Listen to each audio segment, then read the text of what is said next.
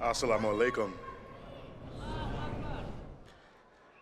To the leaders of the Ahmadiyya Muslim community, distinguished guests, fellow people of faith and friends, thank you for the gracious invitation to be with you today.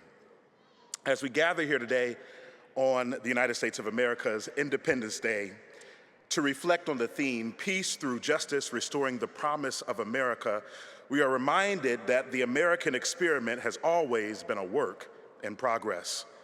The 4th of July celebrates a declaration of liberty, but every generation has been called to ask a deeper question. Liberty for whom? Justice for whom? Peace for whom?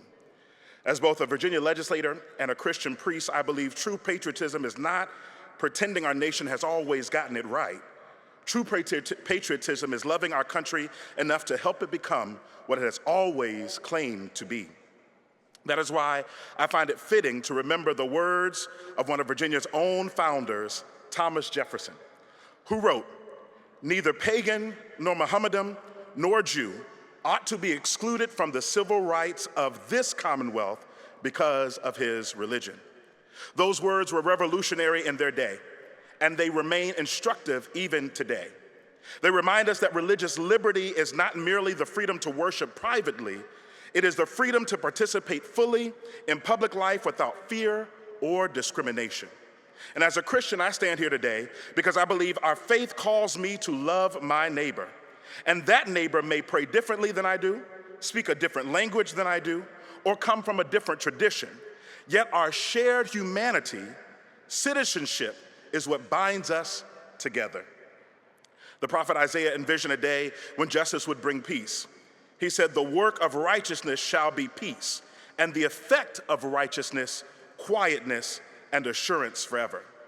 Peace is not simply the absence of conflict. Peace is the presence of justice. Peace is dignity. Peace is equal opportunity.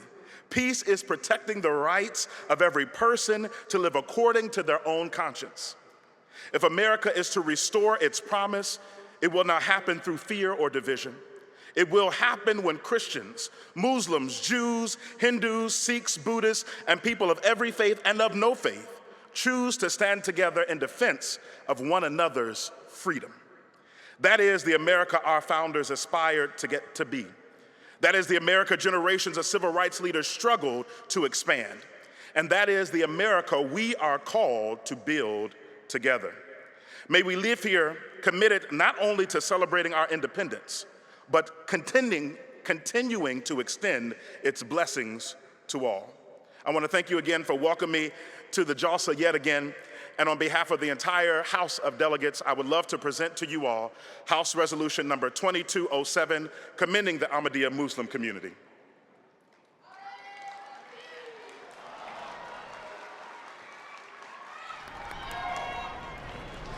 May the God of Abraham bless our work together, strengthen our friendship, and lead us ever closer to justice, to peace, inshallah.